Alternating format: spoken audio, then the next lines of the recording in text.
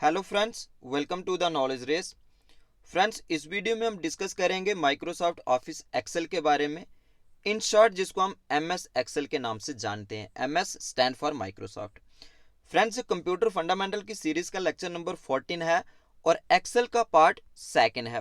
Part 1 Excel का already uploaded है, उसका लिंक आपको ऊपर आई बटन में मिल जाएगा और नीचे डिस्क्रिप्शन में कंप्यूटर फंडामेंटल की पूरी प्लेलिस्ट बनी है, जो सारे के सारे वीडियो आपको वहां से मिल जाएंगे। तो पार्ट 1 में हमने बहुत सारी चीज़ों को डिटेल में डिस्कस किया था, बट कुछ इंपॉर्टेंट पॉइंट जो एग्जामिनेशन पॉइंट ऑफ व्यू से जो रह गए थे उस वीडियो में डिस्कस करने बिना, तो वो इस वीडियो में हम डिस्कस करेंगे। तो चलिए फ्रेंड्स, वीडियो को स्टार्ट करते हैं। बट उससे पहले जो हमारे फ्रेंड्स नए हैं इस चैनल के ऊपर, प्लीज़ यार चैनल को सब्सक्राइब करके वेल नोटिफिकेशन को भी ऑन कर दीजिए। आने वाले वीडियोस की नोटिफिकेशन आप तक पहुंच जाएगी। आप हमें फेसबुक, इंस्टाग्राम और टेलीग्राम के ऊपर भी फॉलो कर सकते हो। यहाँ पे भी हम आपके एग्जाम के लिए डिफरेंट जो चीज़ें शेयर करते रहते हैं जो आपके एग्जामिनेशन पॉइंट ऑफ व्यू से इंपॉर्टेंट हो सकती हैं।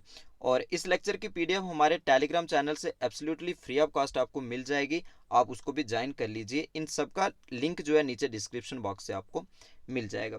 तो चलिए वीडियो को स्टार्ट करते हैं। फ्रेंड्स, ये पूरा का पूरा ओवरव्यू है जो हमने लास्ट वीडियो में एक एक पॉइंट करके डिटेल में डिस्कस कर लिया है। आप उस वीडियो को एक बार जरूर देख लें और उसके बाद ही इससे जो है वो कंटिन्यू करें। अब इसमें जो इंपॉर्टेंट चीज़ें हैं जो रह गई हैं, जहाँ उसमें भी डिस्कस की होंगी, बट मैं फिर से भी उन्हें जो है रिवाइज करवा देता हूँ। फ्रेंड, जो पूरा का पूरा जो आपको ओवरव्यू दिख रहा है, जब भी आप एक्सेल को खोलते हो तो इस तरीके का आपके सामने जो है वो आता है। यहाँ पे आप ध्यान से देखिए, ये जो आगे जा रहा है ABCD करके, इनको हम जो है वो कॉलन बोलते हैं, और जो नीचे आ रहा है 1 2 3 करके, इनको हम क्या बोलते हैं, रोज बोलते हैं। जी आप याद रख लीजिए, क्योंकि पूरा वीडियो जो है आगे इसी चीज के ऊपर टिका हुआ है।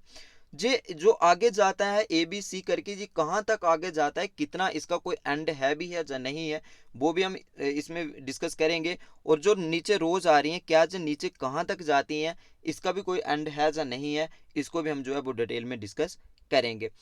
दूसरा जो है, इसके नीचे आप यहाँ पे जो शीट्स देख रहे हो, तो इस चीज़ को भी डिस्कस करेंगे। बट अभी के लिए आप याद रख लीजिए, बाय डिफ़ॉल्ट जो शीट्स कितनी होती हैं, ये क्वेश्चन आपको पूछा जा सकता है, इसलिए मैं इन चीज़ों को आपको वापस रिवाइज करवा रहा हूँ। सीधा पूछ लेंगे बाय डिफ़ॉल्ट एक्सेल के अंदर जो है वो कितनी शीट्स होती हैं, तो वो 3 शीट्स होती हैं। फ्रेंड्स, इसी वीडियो में हम जो है कोशिश करेंगे जो डिफरेंट कम्पिटिटिव एग्जाम में एक्सेल से क्वेश्चन आए हैं उनको भी डिस्कस करें, और जो आने की प्रोबेबिलिटी बनती है तो उनको भी डिस्कस करें। आप वीडियो को लास्ट तक जरूर एक बार देखें, तभी आपके कंसेप्ट जो है वो क्लियर होंगे। और जब कंपटीशन की बात आती है तो कहीं से भी उठा के जो है वो क्वेश्चन पूछा जा सकता है जो हम प्रिडिक्ट भी नहीं करते हैं। तो मैं अभी इसी वीडियो के अंदर आपको वो भी दिखाऊंगा जो डिफरेंट कम्पिटिटिव एग्जाम में क्वेश्चन पूछे गए थे, बट वो प्रिडिक्ट नहीं होता था कि ये भी क्वेश्चन जो है वो आ सकता है। तो तभी आप एक बार इसको पूरा देख लें, तो तभी आपको चीज़ें जो है अच्छे से समझ आएंगी। तो यहाँ पे आप ध्यान से देखिए, ये जो आपको 100 दिख रहा है, तो ये 100 क्या है, ये 100 बाई डिफॉल्ट जो इसका साइज है। जब भी आप एक्सेल खोलते हो तो जो जूम आउट जो है, जूम कहाँ तक आप इस शीट को कर सकते हो, तो ये जो है बाई डिफॉल्ट जो जूम होता है तो वो 100 होता है, ये आप याद रख लीजिए। और बाकी जो है एक्सेल का, इससे 100 से क्या नीचे आ सकता है, तो बिल्कुल आ सकता है। जो माइनस के ऊपर आप माउस से क्लिक कर लीजिए, जहाँ जो ये जो आपको बटन दिख रहा है, इसके ऊपर माउस रख के लेफ्ट बटन प्रेस करिए, और लेफ्ट और राइट जब लोगे आप, तो जब आप लेफ्ट साइड आओगे तो जो 100 से नीचे होना शुरू हो जाएगा। तो नीचे जो कहाँ तक आता है, तो ये आता है फ्रेंड्स 10% तक। जी आप याद रख लीजिए, जब हम इस जूम की बात करते हैं तो नेगेटिव साइड जो है, जो सबसे छोटा जो जूम वो है वो 10% होता है। जब 100 से हम आगे जाते हैं, जो मिडल से जब हम आगे जाते हैं पॉजिटिव के ऊपर क्लिक करके, तो ये आगे कहाँ तक जाता है, तो ये आगे जो जाता है, ये जाता है 400 तक, 400%। तो ये आप याद रख लीजिए कि एक्सेल में जो जूम होता है वो 10% से लेकर 400% तक होता है। जी आप याद रख लीजिए, जो रेंज इसकी रहती है वो रहती है 10% से लेकर 400 तक। बट बाय डिफ़ॉल्ट जो होती है वो कितनी होती है, 100% होती है। और MS वर्ड का भी वीडियो हमने ऑलरेडी अपलोड कर लिया है, उसके अंदर भी हमने डिटेल चीज़ों को डिस्कस किया हुआ है। और जब जो MS वर्ड की बात आती है, जो आपका पंचायत अकाउंट असिस्टेंट के सिलेबस में वर्ड और एक्सेल दोनों मेंशन है, और ये जो जब वर्ड की बात आती है तो वर्ड के अंदर जो है वो हम 10% से लेकर वो है 500% तक उसे ले सकते हैं। तो ये इन दोनों में डिफरेंस है। एक्सेल में जो है हम उसे 400 तक ही ले सकते हैं जूम में करके, और जब हम वर्ड की बात करते हैं तो उसमें जूम हम जो है वो 500 तक कर सकते हैं, और एक्सेल में 400 तक। चलिए नेक्स्ट डिस्कस करते हैं। तो फ्रेंड्स ये आती है कि एक्सेल के अंदर आपको तीन चीज़ें देखने को मिलेंगी, एक स्प्रेडशीट मिलेगा, एक वर्कशीट मिलेगा और एक वर्कबुक मिलेगा। ये दोनों तीनों में जो है लिटिल बिट डिफरेंस है और इस तरीके के क्वेश्चन जो है वो कंपटीशन में पूछे जाते हैं और यहाँ से ऑलरेडी जो है क्वेश्चन पूछा भी गया है कि डिफरेंस क्या है वर्कशीट के बीच और वर्कबुक के बीच, दोनों के अंदर डिफरेंस क्या है जो स्प्रेडशीट बेस्ड आपकी एप्लीकेशन है। तो यहाँ पे आपको जो याद रखना है कि जो पूरा का पूरा सॉफ्टवेयर है आपका फ्रेंड्स, स्प्रेडशीट एप्लीकेशन इसको बोलते हैं, यानी पूरे ही एक्सेल को आप स्प्रेडशीट बोलते हो। एमएस वर्ड जो है उसको आप जो है वर्ड प्रोसेसिंग बोलते हो। और जो आपका नेक्स्ट आने वाला जो टॉपिक है वो है पावर पॉइंट। तो पावर पॉइंट के अंदर जो है वो आपका प्रेजेंटेशन होती है। तो प्रेजेंटेशन आपको पावर पॉइंट के अंदर मिलेगी, जो वर्ड प्रोसेसिंग जो आपको एमएस वर्ड के अंदर मिलेगा, और स्प्रेडशीट जो है वो आपको कहाँ पे मिलेगी, ये मिलेगी आपको एमएस एक्सेल के अंदर। तो ये बेसिक डिफरेंस ये पूछा जा सकता है कि वर्ड, पावर पॉइंट और एक्सेल के अंदर बेसिक डिफरेंस क्या है। तो यहाँ पे आपको जो पूरा का पूरा जो आपकी एप्लीकेशन है ये जो है स्प्रेडशीट बेस्ड है। और ये किस लिए बनाई गई है, ऑर्गेनाइजिंग, एनालिसिस और उसके बाद storage of data in the tabular form. देखो ये पूरा का पूरा सॉफ्टवेयर बनाया गया है आपके डेटा को ऑर्गेनाइज करने के लिए, उसको एनालाइज करने के लिए, स्टोर करने के लिए। बट किस फॉर्म में डेटा जो है एक्सेल के अंदर स्टोर होता है, वो होता है टैबुलर फॉर्म में। एक बार पीछे इसको देख लेते हैं हम। यहाँ पे देखो आपको क्या दिख रहा है, ये जो पूरा का पूरा दिख रहा है, यहाँ से नीचे भी लाइनें आ रही हैं और आगे भी लाइनें जा रही हैं। फ्रेंड्स एक बार मैं फिर से आपको बता दूं, ये जितना भी ऊपर आपको दिख रहा है ना, ये सिर्फ और सिर्फ आपको समझाने के लिए। एक्चुअल में जब आप एक्सेल खोलोगे ऐसा कुछ नहीं दिखेगा आपको।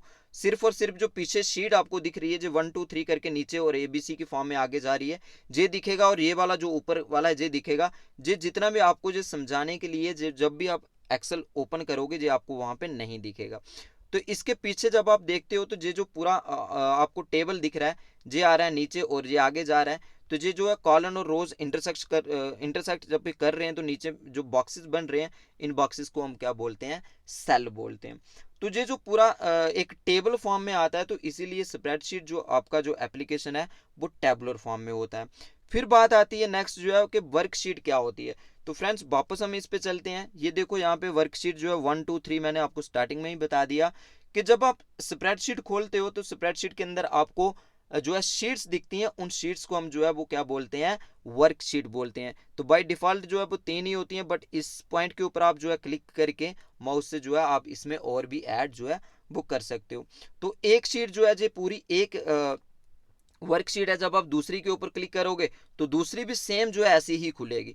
तीसरी के ऊपर क्लिक करोगे तीसरी भी सेम ऐसी ही खुलेगी। जब आप आगे ऐड करते जाओगे तो पूरी की पूरी ऐसी ही शीट खुलेंगी। तो इन शीट्स को क्या बोलते हैं, इन्हीं शीट को क्या बोलते हैं, वर्कशीट एक्सेल के अंदर जो है वो बोलते हैं। तो ये वाली शीट्स आ गई। उसके बाद एक और चीज यहाँ पे याद रखनी है आपको कि वर्कशीट जो होती है विगन विद द रो नंबर 1 और कॉलम नंबर ए। तो ये आपको फिर से मैं दिखा देता हूँ। यहाँ पे जो स्टार्टिंग से जो है आपका कॉलम जो फर्स्ट होता है वो ए होता है और आपकी रो जो फर्स्ट होती है वो 1 होती है। 1 to ऑनवर्ड रो जाते हैं और कहाँ तक लास्ट जाते हैं ये आपको मैं इसी वीडियो में बताऊंगा। और ए जो है वो पहला कॉलम होता है, आगे कहाँ तक जाते हैं ये भी मैं आपको इसी वीडियो में आगे बताऊंगा। तो फ्रेंड्स उसके बाद आती है लास्ट में जाके कि वर्कबुक क्या होती है। देखो एक एग्जांपल है कि आपके पास अगर आप एक नोट्स ही बना रहे हो, तो जब आप एक एक शीट करके पूरे नोट्स बना लेते हो तो उनकी बाइंडिंग जब आप करवा देते हो तो आपके पास एक पूरी वो बुक बन जाती है। तो इसी तरीके से जब एक्सेल के अंदर जब हम क्या करते हैं, वर्क शीट 1 के ऊपर भी काम कर लिया, शीट 2 के ऊपर भी कर लिया, 3 के ऊपर कर लिया, तो collection of worksheet is called workbook. तो इन्हीं शीट की कलेक्शन जो है उसे हम वर्कबुक बोलते हैं। तो ये इनमें जो है बेसिक डिफरेंस है। तो आगे यहाँ पे लिख रखा है बाय डिफॉल्ट जो है वो एक्सेल के अंदर 3 ही शीट्स आपको दिखती हैं, but you can add more. तो ये हम पहले भी मैंने आपको बता दिया। चलिए नेक्स्ट शीट के ऊपर चलते हैं। तो आप जब एक्सेल के अंदर काम करते हो फ्रेंड्स, तो आप उसमें किस तरीके से काम कर सकते हो। तो एक्सेल के अंदर आप जो है 3 तरीकों से काम कर सकते हो। आप उसके अंदर टेक्स्ट डाल सकते हो, नंबर डाल सकते हो और फॉर्मूला डाल सकते हो। ठीक है, तो ये आपको याद रखना है कि एक्सेल के अंदर आप 3 तरीकों से काम कर सकते हो। वो क्या है कि इस सेल के अंदर अगर आप काम करना चाहोगे, तो 1 मिनट आगे इसको दिखा देता हूं मैं आपको। ये देखिए यहाँ पे जो है, 1 मिनट इस शीट को वापस समझते हैं हम, बट जो लास्ट वाली है तो इसको समझ लेते हैं कि यहाँ पे देखो आप, ये जो एप्पल लिखा है तो ये आपका कौन सा है, ये आपका अल्फाबेटिक काम है, यानी आप अल्फाबेट में काम इसमें जो है वो कर रहे हो।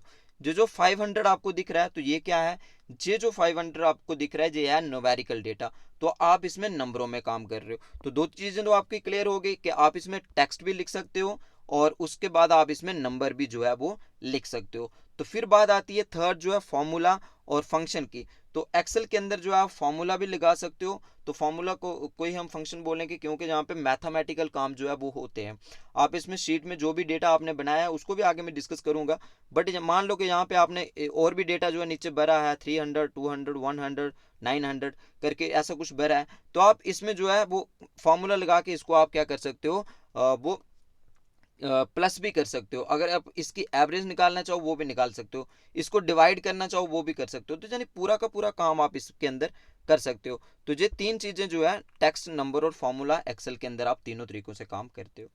नेक्स्ट बात आती है कि ये वाली जो शीट है इसको हम समझ लेते हैं कि एक्सेल में आपको बहुत बार इस तरीके के नंबर दिखते हैं।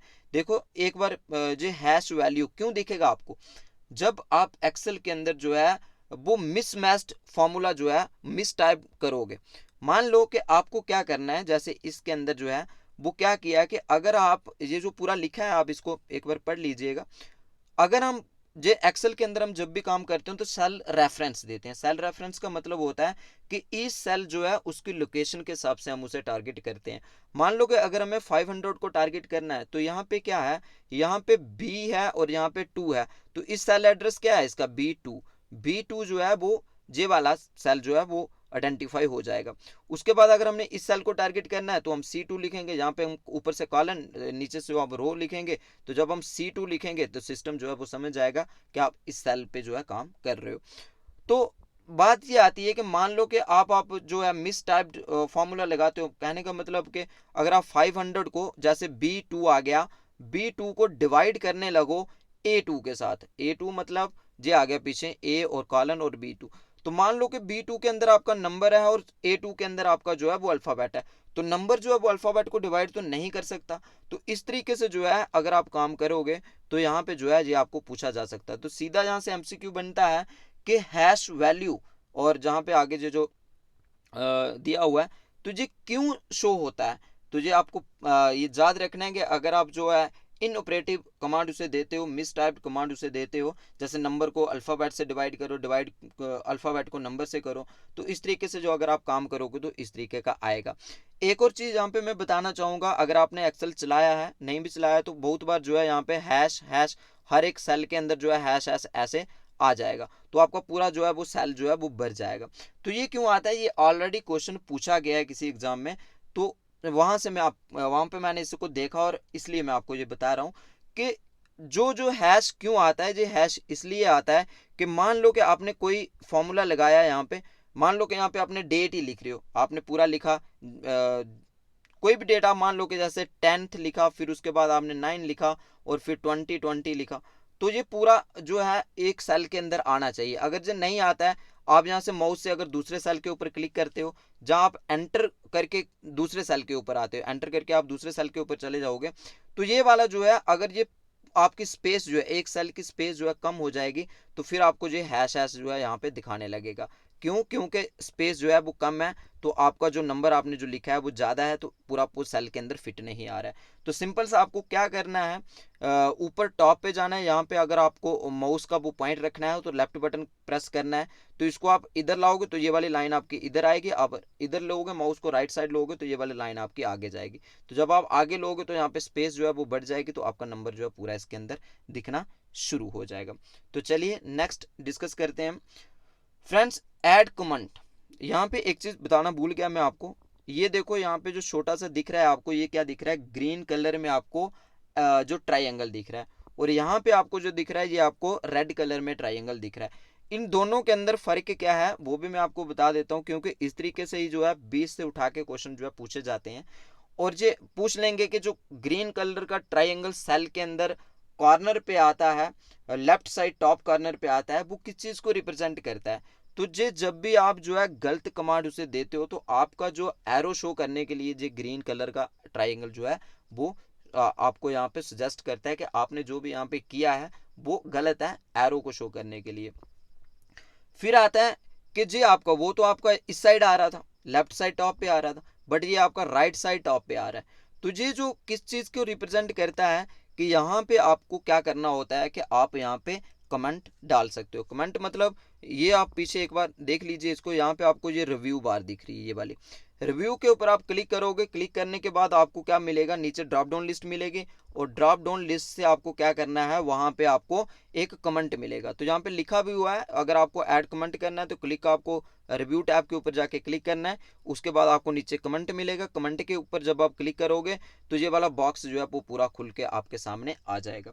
मान लो कि फ्रेंड आपने क्या किया है कि पूरी शीट के ऊपर काम किया है, यहाँ पे बहुत सारा डेटा जो आप भर चुके हो, पूरी शीट आपने भर चुकी है, बट कोई ना कोई आपका नंबर, कोई ना कोई डिजिट, कोई ना कोई आपकी फिगर जो है वो किसी खास चीज़ को रिप्रेजेंट कर रही है।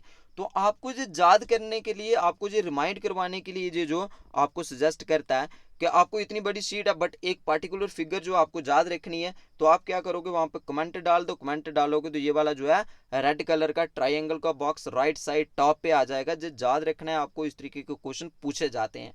तो यहाँ पे जब आप इसको कमेंट के ऊपर क्लिक करोगे, ये बॉक्स आपको मिल जाएगा। इसके अंदर जो भी आप टाइप करना चाहो, जो रेफरेंस के लिए आप यहाँ पे रखना चाहो, तो वो आप रख सकते हो। उसके बाद आपने करना क्या है कि सेकंड सेल के ऊपर क्लिक करोगे, जब एंटर करोगे, ये वाला बॉक्स आपका जो हाइड हो जाएगा, छुप जाएगा, आपको स्क्रीन के ऊपर नहीं दिखेगा, बट ये जो रेड कलर का ट्राइंगल है ये आपको दिखता रहेगा। जब भी आप माउस से जाके यहाँ पे पॉइंट करोगे, जस्ट पॉइंट करना है, माउस का जो वो कर्सर होता है, जो एरो आपको दिखता है, वो जैसे आप इस इधर पॉइंट करोगे तो ये वाला पूरा आपको बॉक्स जो है तो सामने खुल के आ जाएगा। तो यहाँ पे आपको पता चलेगा कि जिस सेल रेफरेंस मैंने किस पर्पस के लिए दिया था। चलिए नेक्स्ट डिस्कस करते हैं। अब बात आती है फ्रेंड्स इंसर्ट फंक्शन, यानी फॉर्मूला कैसे लगाते हैं। तो एक्सेल के अंदर आपको ये फॉर्मूला टैब पूरी दिख रही है, यहाँ पे आप क्लिक करोगे तो आपको ये फॉर्मूला टैब दिख जाएगी। तो एक एग्जांपल के लिए जहाँ पे ए है ये पूरा हाइड हो गया क्योंकि ये नीचे ड्रॉप डाउन लिस्ट खुली है, बट यहाँ पे आप याद रख लीजिए कि यहाँ पे पीछे क्या है, यहाँ पे बी है और इस जगह पे आपका सी है और ये डी कॉलन ई और ये आगे चल रहा है। तो अगर आपको एवरेज निकालनी है तो एक चीज़ आप नोट डाउन कर लें, लिख लें अपनी कॉपी के ऊपर। जब भी हम एक्सेल के अंदर फॉर्मूला इंसर्ट करते हैं, फॉर्मूला इंसर्ट करने से पहले एक सिंबल आता है, जो प्राइमरी सिंबल हर एक फॉर्मूला के साथ यूज होता है। जब भी हम फॉर्मूला लगाते हैं तो बिगनिंग में जो है एक सिंबल यूज होता है। ये क्वेश्चन ऑलरेडी कॉम्पिटिटिव एग्जाम में पूछा गया है, इसलिए मैं आपको बता रहा हूँ कि वो साइन है इज इक्वल टू, जैसे ये यहाँ पे लगा हुआ है इज इक्वल टू। तो ये आप याद रख लीजिए कि कोई भी फॉर्मूला आप लगाओगे, उस फॉर्मूला लगाने से पहले स्टार्टिंग में जो आपको सिंबल डालना है, जो डालना है, तो वो क्या है आपका इज इक्वल टू का साइन है। जो याद रख लीजिए हर एक फॉर्मूले के साथ ये आता है। तो इस तरीके को क्वेश्चन आपको पूछा जा सकता है। उसके बाद जैसे मैंने एवरेज यहाँ पे निकाली है, तो इज इक्वल टू एवरेज लिखा है, ब्रैकेट आपको लगानी है और यहाँ पे बी एड्रेस दिया है। देखो यहाँ पे बी था ना, तो ये बी वाली रो है, तो यहाँ पे ये क्या है, ये वो रो, ये कॉलन बी है और रो जो आपके 3 है। तो B3 से लेकर बीच में जो सिंबल आपको दिख रहा है तो ये है आपका कॉलन।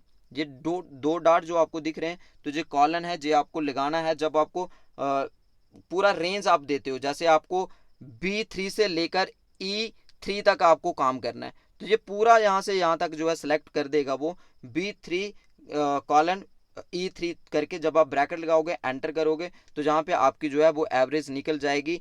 और कहाँ से लेकर ये वाला पूरा एवरेज क्या होती है, sum of observation divided by number of observation.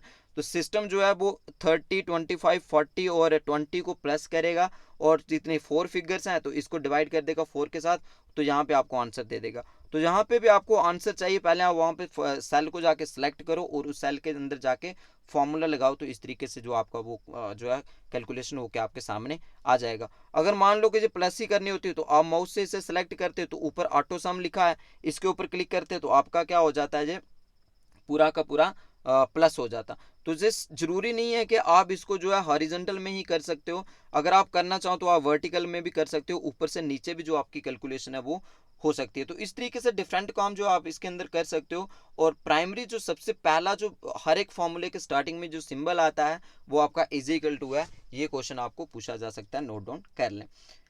Next आता है फ्रेंड, ये भी हमने लास्ट वीडियो के अंदर डिस्कस किया था कि जब भी आप, जैसे अभी ये शीट हमने बनाई है, यहाँ पे ये वाली शीट आपको जो दिख रही है, ये मान लो कि ये शीट हमने प्रिपेयर कर ली है। जैसे ये कंप्यूटर, मॉनिटर, प्रिंटर, पूरा का पूरा डेटा हमने बना लिया, जो भी कैलकुलेशन सब कुछ करके हमारी शीट जो है वो कंप्लीट होगी।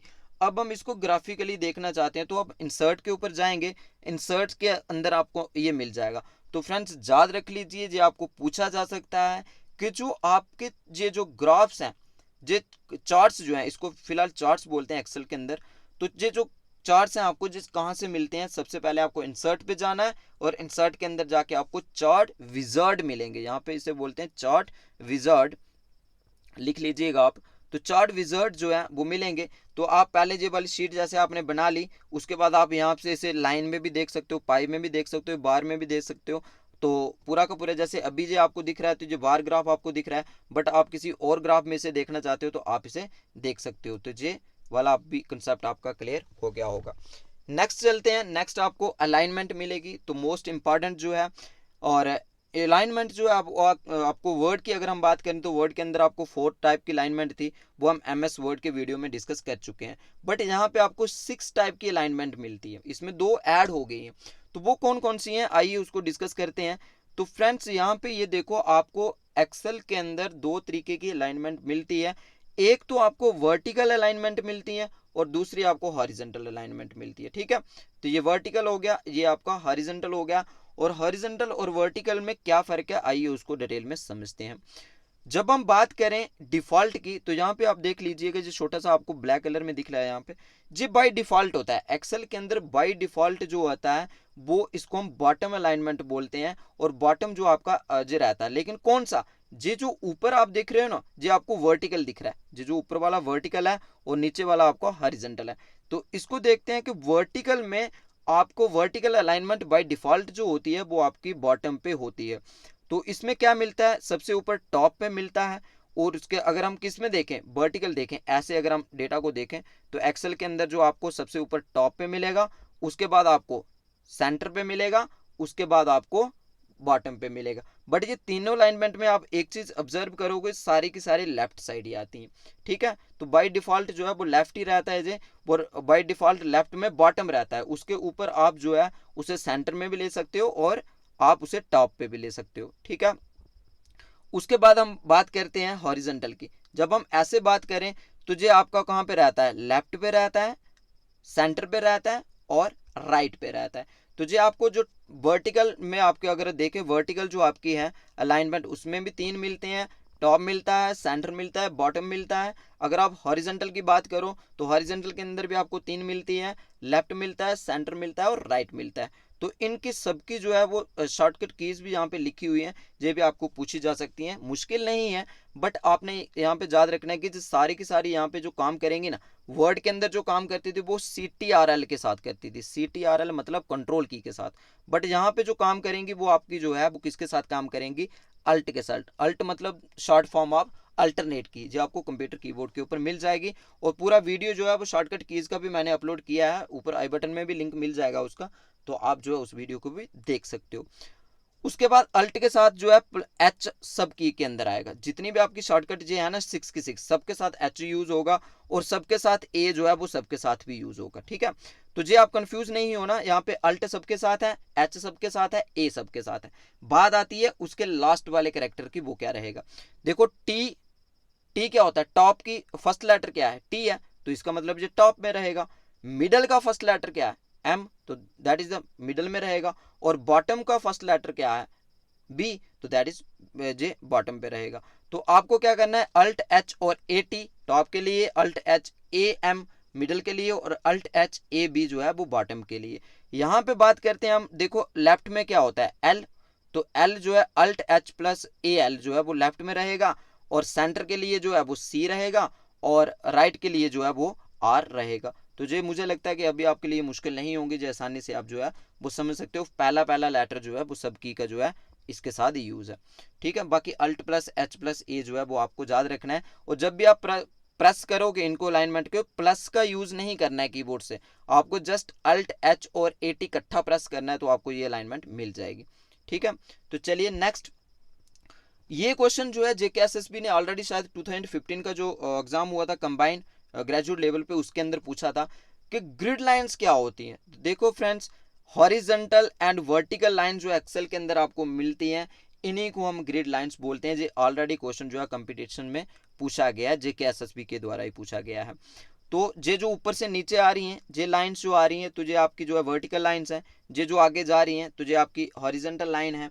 और हॉरिजॉन्टल लाइन्स और वर्टिकल लाइन्स को यहाँ पे क्या बोलते हैं, ग्रिड लाइन्स बोलते हैं एक्सेल के अंदर। ठीक है, तो चलिए नेक्स्ट जो है हम अब यहाँ पे ये बात, ये 2018 का जो पेपर हुआ है, टीचर का पेपर हुआ है, अब कौन से सेट में था, साइंस में था या आर्ट्स में था ये नहीं मुझे पता है, बट ये ऑलरेडी क्वेश्चन पूछा गया। क्वेश्चन क्या था, ध्यान से सुनिए कि जब भी हम एक्सेल के अंदर टाइप करते हैं तो टाइप करते हुए हम जब अल्फ़ाबेट लिखते हैं यानी एबीसी की फॉर्म में कैरेक्टर जब हम लिखते हैं तो वो एंटर करने के बाद कहाँ रहता है, और जब हम 1 2 3 की फॉर्म में डेटा लिखते हैं तो वो एंटर करने के बाद कहाँ रहता है।